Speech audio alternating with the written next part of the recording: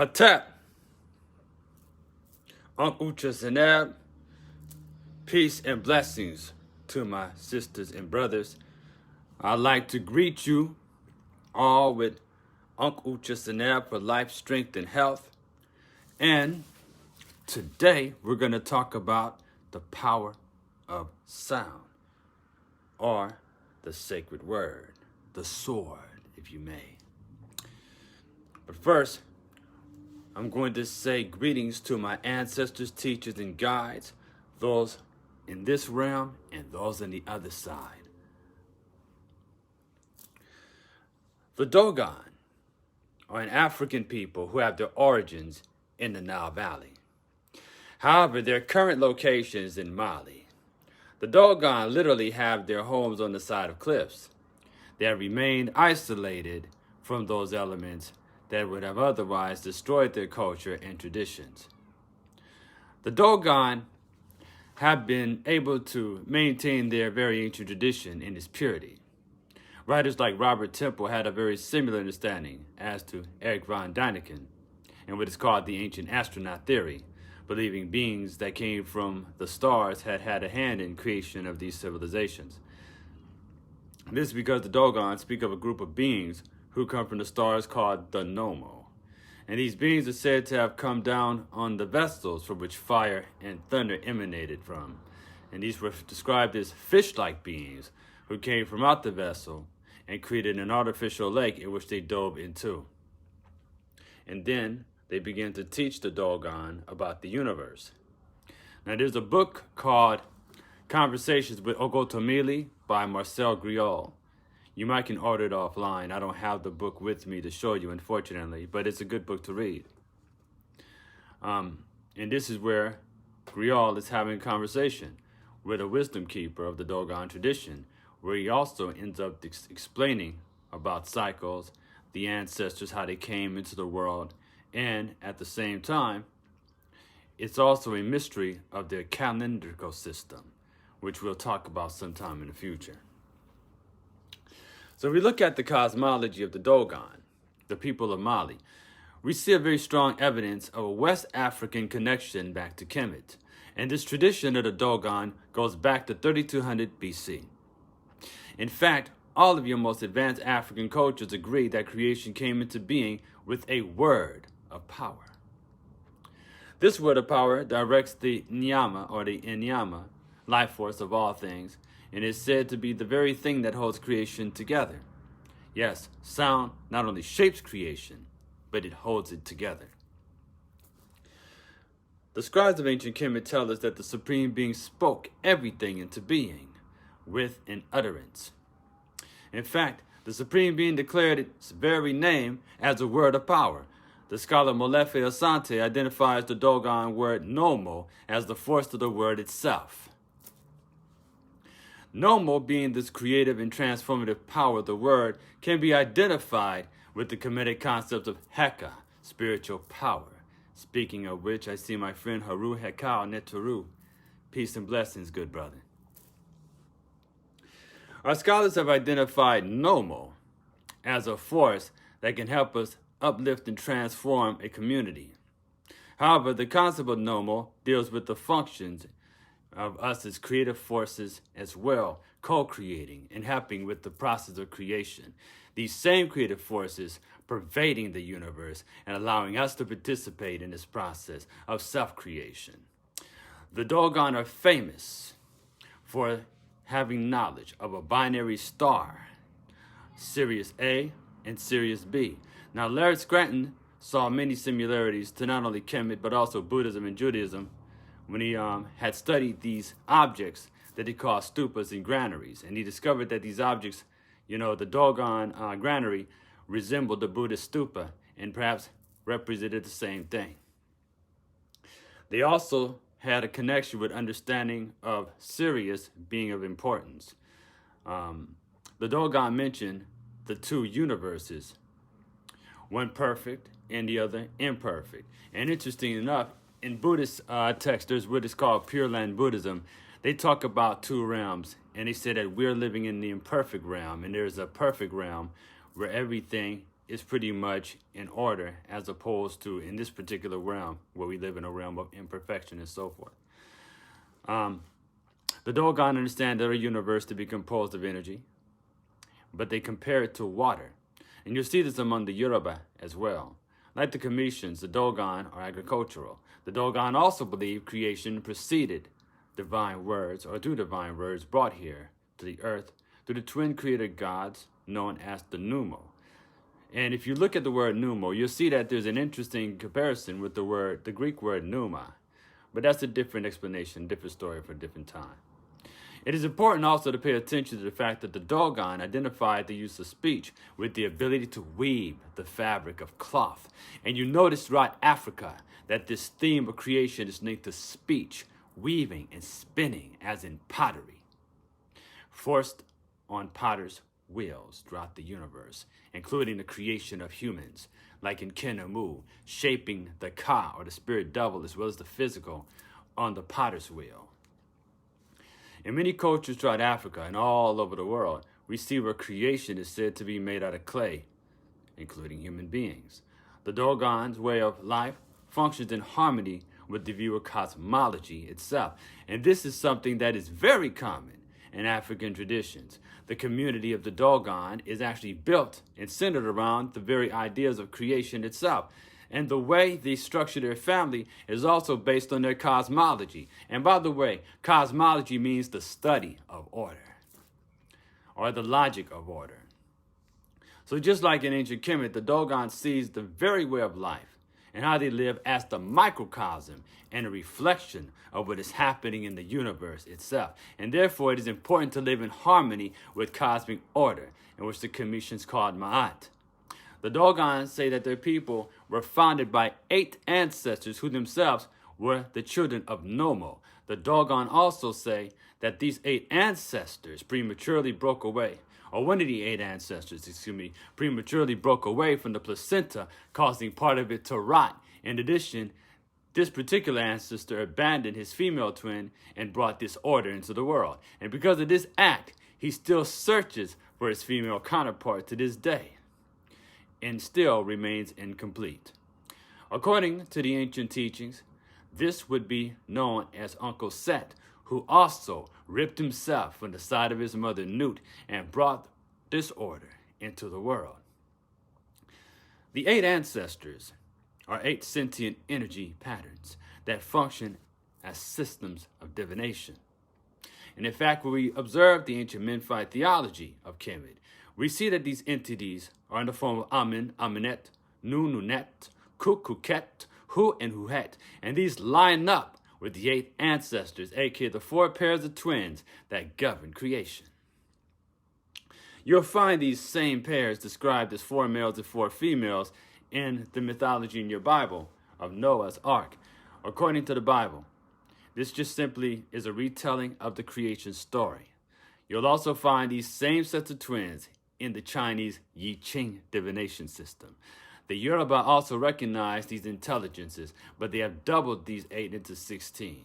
And in fact, you have 16 times 16, which equals 256, which are the total number of the Odu in Ifa divination that is said to be the 256 parts that were left of Alma's egg in the Dogon tradition, which started out as the 266 signs or parts. Alma's egg also contained the 4 major clavicles, and these would separate into 4 directions. Same thing as the Yoruba story of Oyigi Yigi. That's right, the separation of Sirius B and Amun Ra, the 2 sons. Keep on dropping them bombs, brother. You're on point. So, there were also electromagnetism, the strong force, the weak force, and gravity. And their binary cosmology deals with the multiples in pairs, dealing with the male and female principles, duality. The multiples being 2 times 2, 2 times 4 equaling 8, 4 times 4 equaling 16, 16 times 16 equaling 256, and so forth.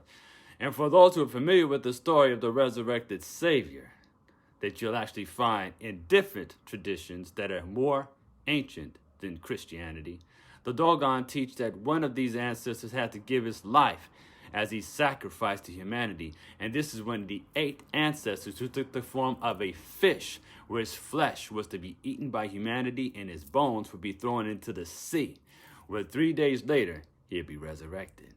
And if you look in some of the symbols in Christian tradition, one of the symbols of Jesus is a fish representing the age of Pisces. Okay, and if you go 186 degrees on the zodiac, you see Virgo, hence being born of a virgin. The Dogon describes Sirius as not only binary, but also they have star Sirius C. And the Dogon describe it as a neutron star, saying that that is made of the heaviest substances in the universe. And for those who know about the neutron star, they talk about a thimbleful being weighing 100 million tons. See, so the Dogon describes the 4 moons of Jupiter, planet Saturn, including its rings. Keep in mind, we're living in a holographic universe, so things appear to be one way when they actually have different ways, different angles, different ways of seeing things. You know, to some people, they see a round earth. Some people, they see a flat earth. Some people see a hologram. I mean, they see a hollow earth and so forth. But perception is a very interesting thing. And we'll talk about that because we're all persisting, and that is assisting in holding this creation together with our participation in it as well as our observation. The Dogon describes these things, but we also see that they had 4 calendars. They had a solar calendar, lunar, Syrian, and a Venusian calendar.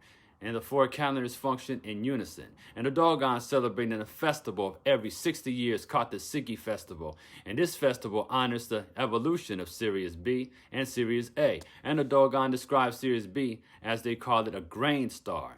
And they say that it's from the small star that is composed of the heaviest substance in the universe.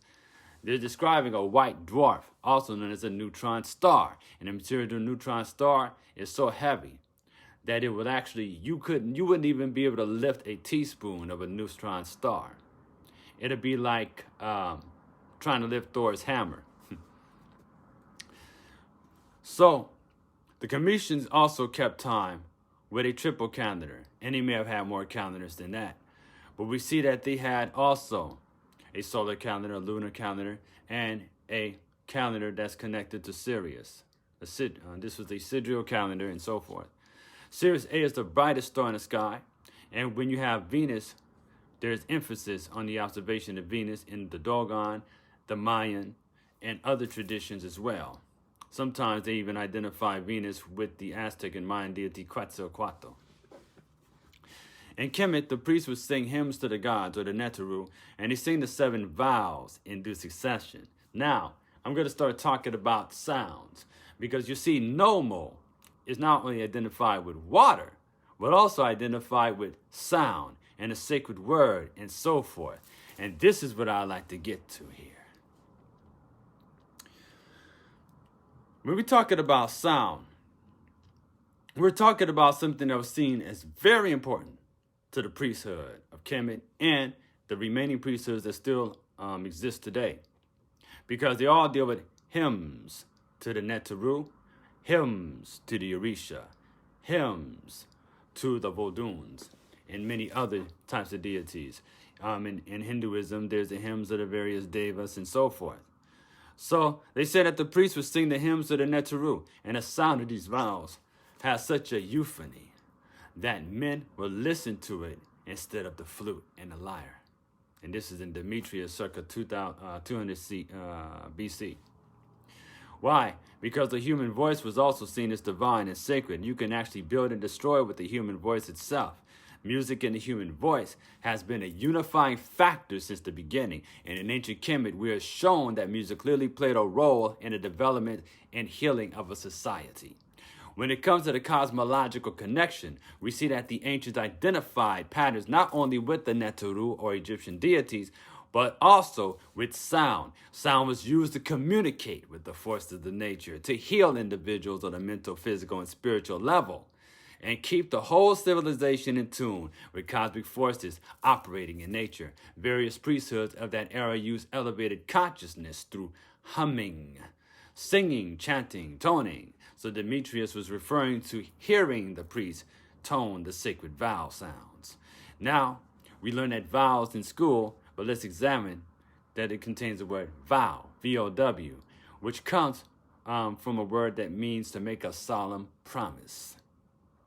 Vow is hidden in the word vow, and vow comes from the Latin word votum, meaning promise to a god.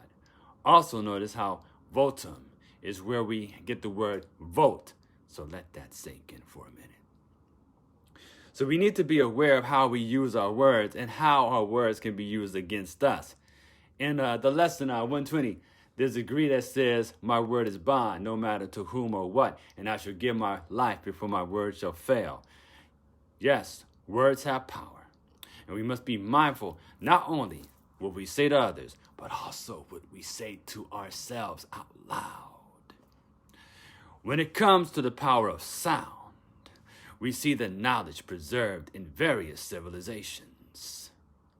We also see that Pythagoras, an initiate who went through 22 years of education in chemistry, saw the connection with music, geometry, and so forth, astronomy, arithmetic. This was known as the quadrivium, meaning the four ways, and these are the four the seven liberal arts of the ancient world. And also four is sacred to the aspects of creation in the form of Temu, electromagnetism, Ptah, the strong force, Kepara, the weak, and Amun, gravity. Okay? So according to the chapters of knowing the creations of Ra, the human race is known as the seventh form of life, and as the seventh form of life, we strive to attune ourselves with the first frequency, Ra Neber Tesha Ra, who is composed of cosmic background radiation. Cosmic background radiation is also understood to be a byproduct of the so-called Big Bang itself, and is this sound that holds together, shapes, and expands our universe. By attuning to this sound, we rise and expand our consciousness. And just like Septet, the rising of Sirius, we are here to raise our serpentine fire, the Ra within our being, who rose from out of the Nun, the primordial ocean of nothingness, as a string and a strand, and declared his name a word of power. And the sacred name represents the shaping power of divine sound that permeates the universe. Excuse me, Sebek, do not confuse my word. The word is permeates the universe. So, you are the self whose Ba, that is spirit, is Netter. When you open up the Perdim Heru and Ger, also known as the Egyptian Book of the Dead, it says, my soul is Netter. Nuk Ba Netter, or Nuk Ba Ntr. My soul is divine. My soul is Netter. As it says in the Perdim Heru, and also, may we ascend to the highest regions of Sa, identified as Orion, like King Unas in a pyramid text. That's the sound of the lungs. And if you're feeling depressed or you're feeling bad, go focus on the lungs and go make the sound of the snakes. Through higher education, we generate a new reality. The elders of the Holy House of Ra speak of the pre-Ptolemaic calendar, 8,766 hours per year, and all 10 months of 36 days. And we strive to be the first frequency of a 9-day week. And you're conscious, meditating on consciousness itself, you will see how all things come together. And you will also see that your name and your birthday does not move up and down the calendar on a 9-day week. It stays the same place under the same star in which you were born on a 10-day, or should I say a 10-month calendar. Your consciousness meditating on consciousness itself. You and all things are part of the universe, the one song, the universe. Herodotus also spoke of the ancient priests of Kemet and their knowledge of the sacred vows. And I cannot stress enough, these priests would tone the sacred vows while performing the sacred ceremonies. And this is the origin of our prayers, the word of power, Hekau, and our sacred hymns to the deities or the Neter. And in Kemet, the sound of a thing is vital to its existence. Everything has a ren, which means a name. In the Redi Kemet, which is the spoken language of the ancient Kemetians, which the written script is called the Meru Neter, the sacred writings, we see that the sounds of the Neteru were not only chiseled in the stone walls, but the music sounded in harmony were in the structures themselves. And in the third dynasty, you have Imhotep, who constructed the step pyramid for King Zoser. And we'll observe that the structure, we'll notice how the layers are made in a certain way.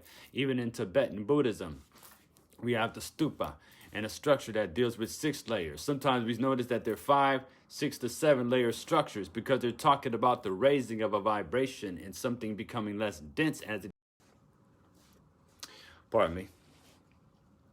Someone was trying to call in there, but I'll just reach that brother a little later. But anyway, the word pyramid, myrrh, it breaks down to mean fire. Pyramid means fire in the middle. Sound produces heat as it travels upward. We are causing the atoms and the molecules in themselves to dance. The Buddhist stupa is connected to a 6-syllable chant, Om Mani Padme Hum. Earth, wind, fire, water, ether, and beyond. The simple observation of the English language, we see that there's vowels and there are consonants. And we see that some of the words we use today have the same consonants as ancient words with similar meanings. Examples are hut and het, meaning a house. Sin-ur, meaning greater or older brother, as senior and senior. This is ancient Kemetic, still found in words today. Neter, nature. Para, house of Ra. Pyramid, meaning house of fire or fire in the middle, and so on. Yes, the Kemetic legacy left a lot, and a lot of it has not left us. We're still here, it's still here, and it's just taking different forms. But once the knowledge is out there, you can't get rid of it. It's always going to resurface. It's always going to come another way, because the information itself cannot be destroyed. It is still in the ethers, waiting for us to remember. Earlier I spoke about the human voice. There is a glyph called the Nefer. It means beauty, goodness, and harmony. It is the windpipe, the trachea, connected to the heart, implying that the voice that is aligned with the heart and speaks truth, which means that the words of the individual is in harmony, where one is called Makyaru, true voice. The person living in truth can utter the most beautiful words. This also means and reminds us that the voice goes hand in hand with the breath, for the breath is associated with fire.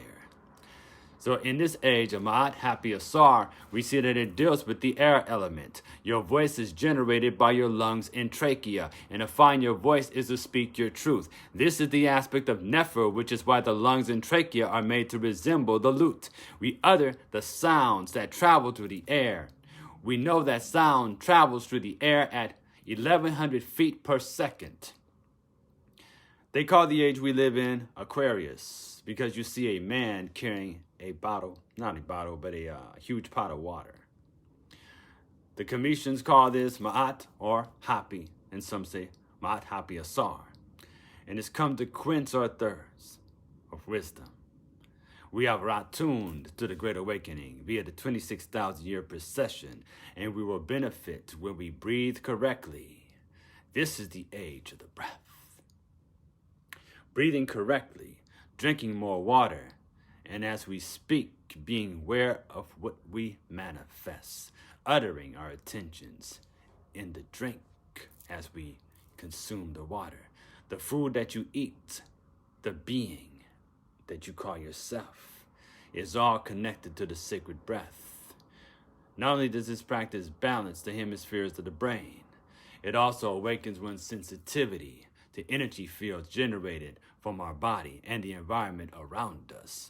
It is good to study and take on traditions that teach Tai Chi and Qigong because it balances out the two brain hemispheres. People who have psychological problems benefit greatly from working with Qi exercises where there's balance and there's breathing in their movements. So when we learn how to breathe, in which this age implies that we do, it will actually help us in many different ways. Sometimes it's good to go into a forest where there are negative ions and get away from all the positive ions, because that's what's making you tired, brothers and sisters. This causes you to be foggy-headed, as well as all the crap that they put in the food and everything else. You know, what they're doing to the men is crazy because everything is riddled with estrogen now. So, you know, a lot of women are wondering what's going on, what's happening to all the masculine men. Well, it's in the food. Okay, so it's very important that we understand how to treat our vital organs and why it's so important to the ancient ancestors. These organs were placed in canopic jars once the physical body would pass away. And they were so important that each of these four organs were seen as the embodiment of one of the Shimzu Heru. They were the followers of Heru. Each were guarded by a member of the mothers. Netert, the lungs. Hapi, he is guarded by Neith. The liver, Mesta, he is guarded by Ast. The stomach, Tuamutav, he is guarded by Nebetet. The small intestine, Kepsanuf, he is guarded by Serket, the scorpion lady. All this is of great significance. You can invoke these deities with the sound vibration Ung, and this is how it sounds. Ung.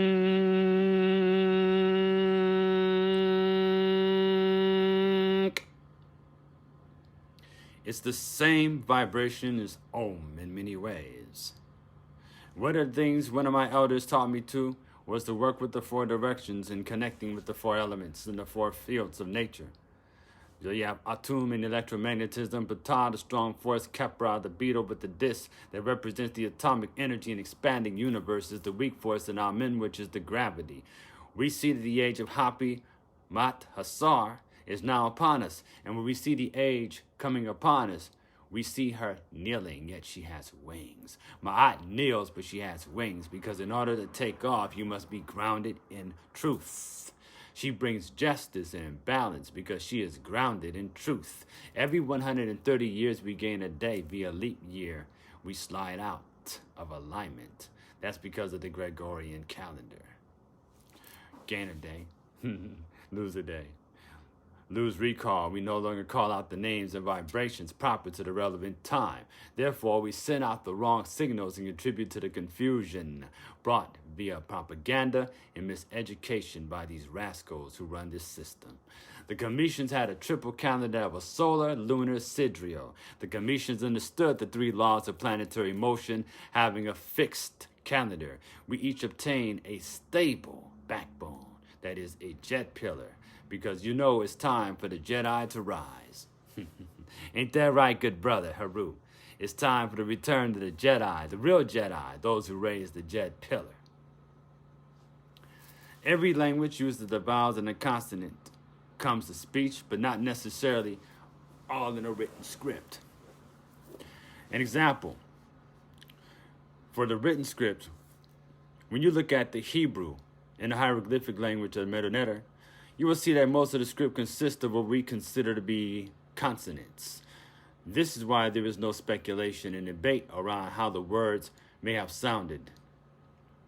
We take note of the ruins of these ancient civilizations in which we see testimonies to such creative knowledge, that they have stood the test of time.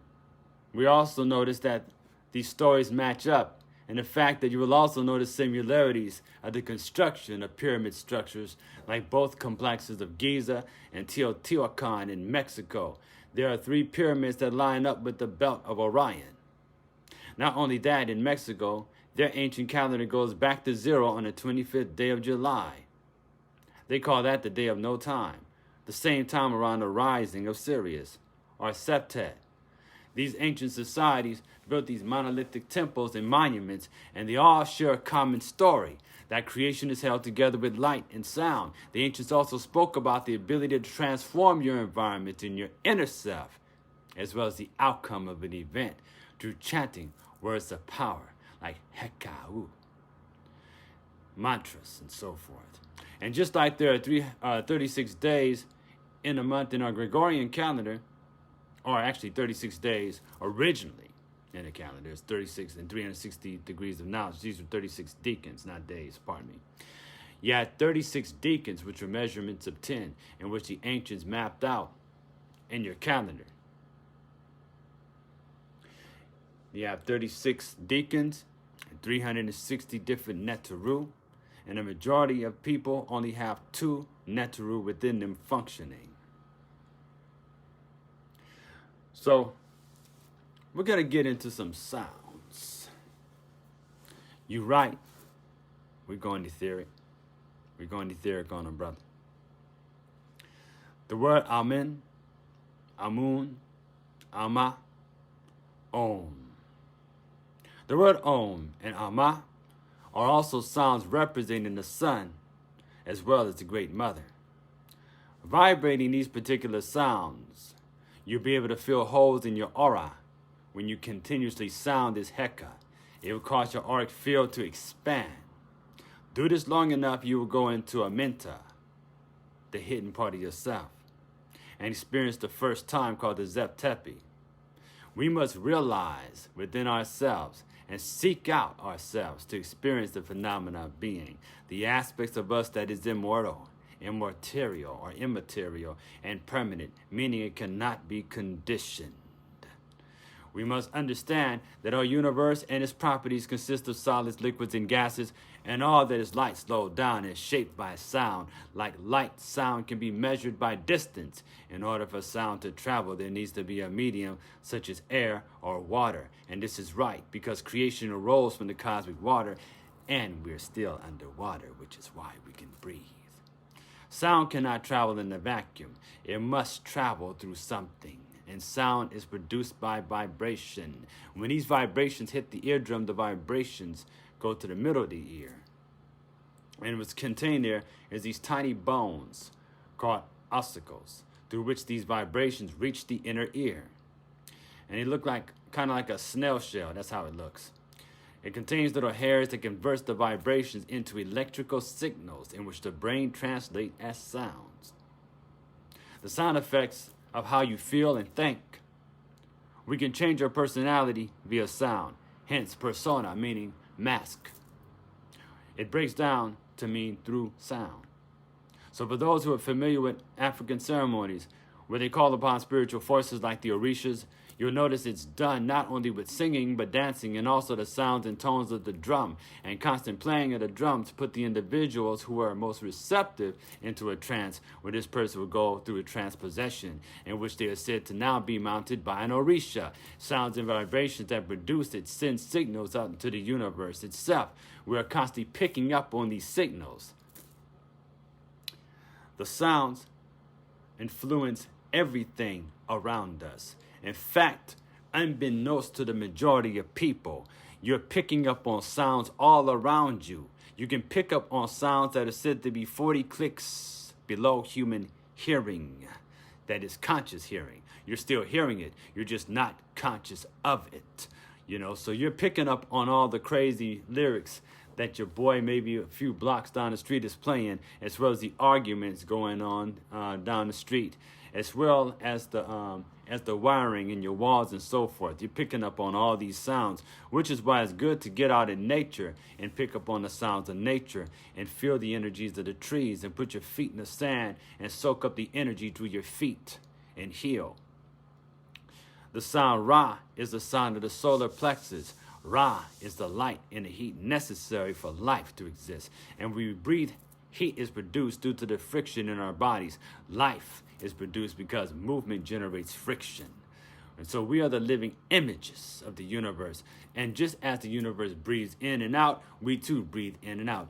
Even the breath has to do its own timing. So we look at the word, the triple hesi, in which I learned from Baba Hedi Kafra some years ago, is Anecharak Amin Ra, Nuktatinat Amin Ra, Anuk Amin Ra. And the way that breaks down is this: Anecharak Amin Ra. Show me your face, Amin Ra. Nuktatinat Amin Ra. I am the power of Amin Ra. Anuk Amin Ra. I am Amin Ra. The triple Hesti Amin Ra activates awareness of the power of the will, along with the Hesti to Amin Ra, in which we also greet his family, Mut and Kanzu. The same formula is utilized. Amin Ra and his family are acknowledged. Therefore, a divine masculine, sacred feminine, and a holy child are all acknowledged. So you have used the divine triangulation and have awakened the cosmic forces within you, the positive and negative and the neutral. So you continuously chant, Anecharak Amin Ra, Nuktatinat Amin Ra, Anuk Amin Ra. Anecharak Amin Ra, Nuktatinat Amin Ra, Anuk Amin Ra. Anecharak Amin Ra, Nuktatinat Amin Ra, Anuk Amin Ra. Anecharak Amin Ra, Nuktatinat Amin Ra, Anuk Amin Ra. And you can breathe in and chant silently. Hold it, chant silently. Breathe out. With the sounds mentally. Then hold it. And you go to the same process in cycles of 4. This is just the beginning, because we got some more sounds that I'm going to be sharing with you. But for now, we're going to get you ready for part 2,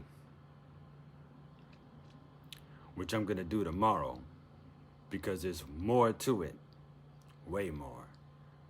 Stay tuned, my sisters and brothers. Uncle Jasanab, Hatem.